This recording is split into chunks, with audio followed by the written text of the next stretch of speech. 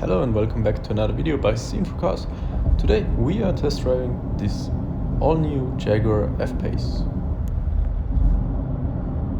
As you might see to our right, here we got lovely Innsbruck, surrounded by the beautiful mountains.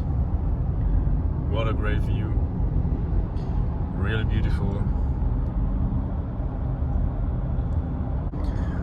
So, what is under the hood? There is a 4-cylinder diesel engine which produces 200 horses. It gets powered through a lovely 8-speed automatic transmission, as you can see here.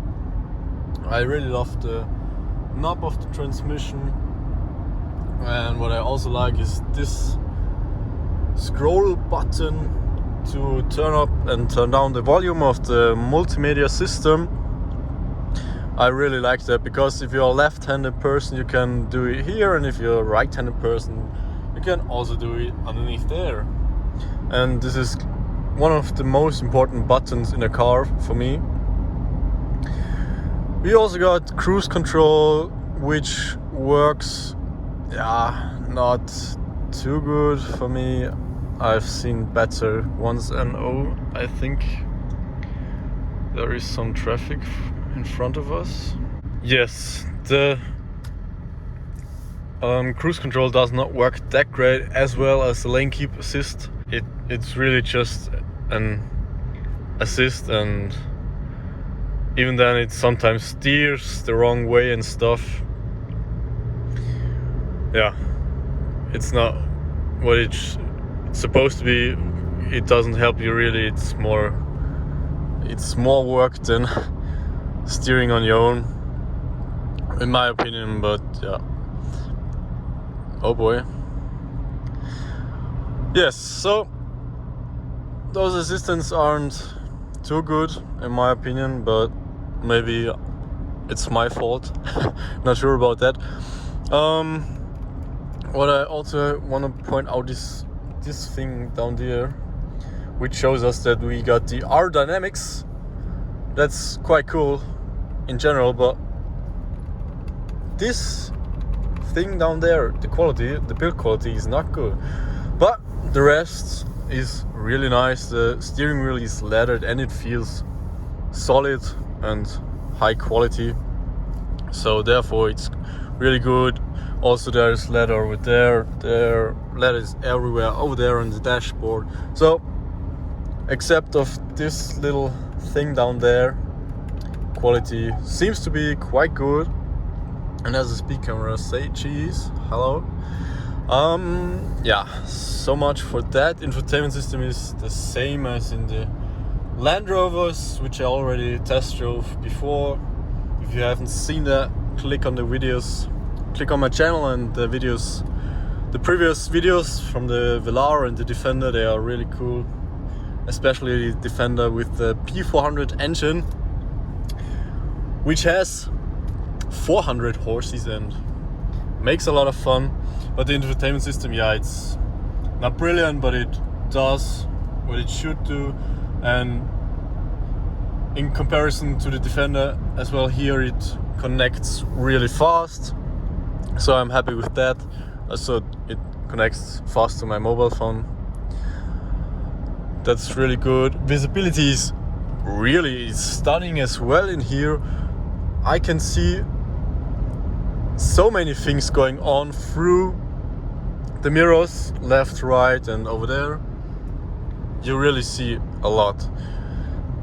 Visibility with my eyes, I call it this way, it's not too good, because this line is quite high, as well as the hood is high and long.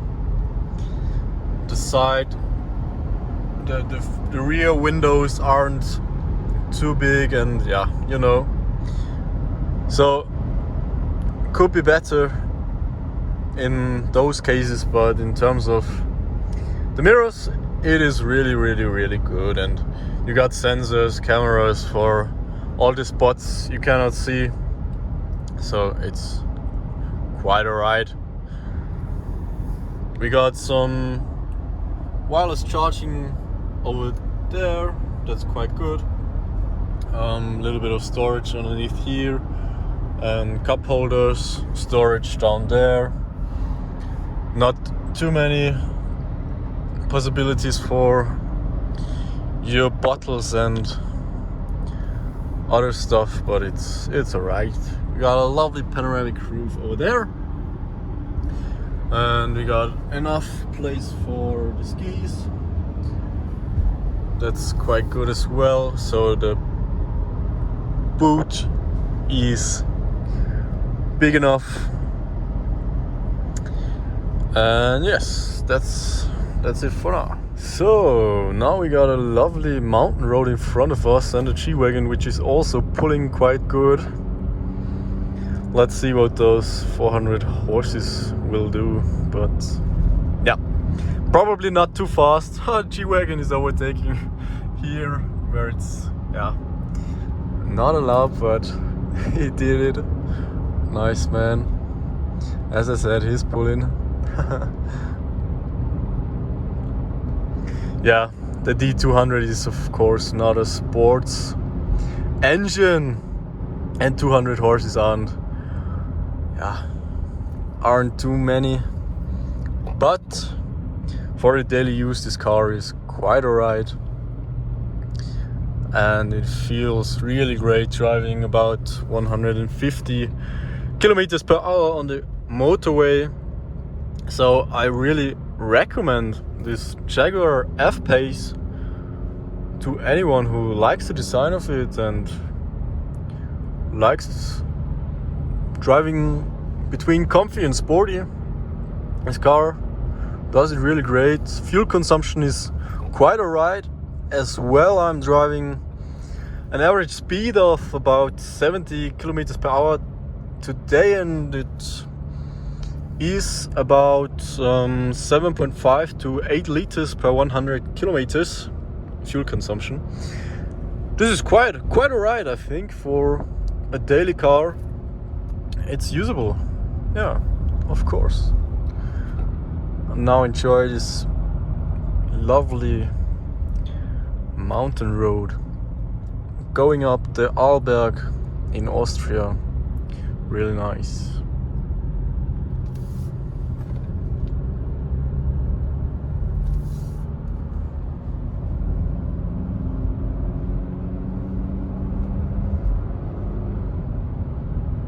Oh, we could even go into a more sportier setting for the gearbox.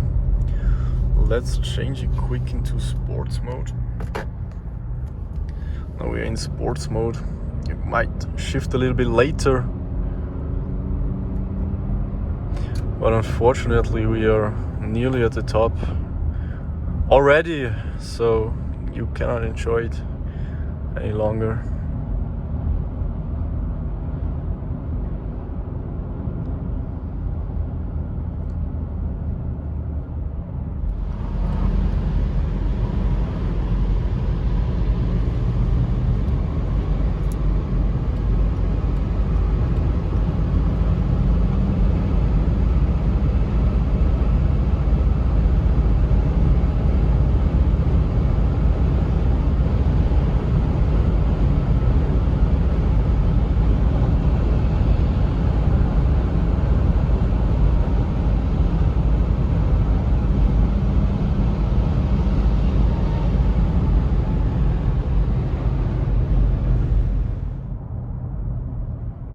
A common problem for modern cars, as I always say,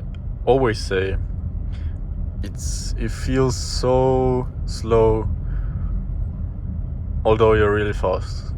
It's really hard keeping those speed limits and stuff, you know. It's really hard. Yeah. But it's a first world problem, so don't worry about that.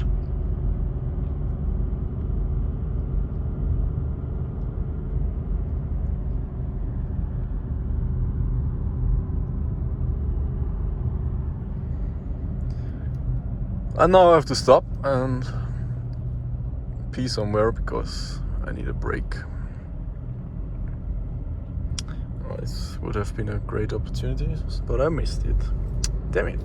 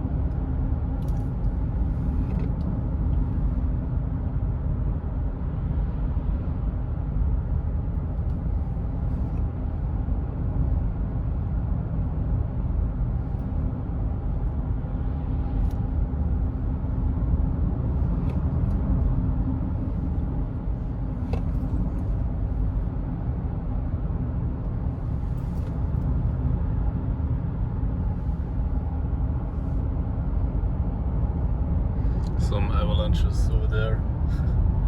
Damn.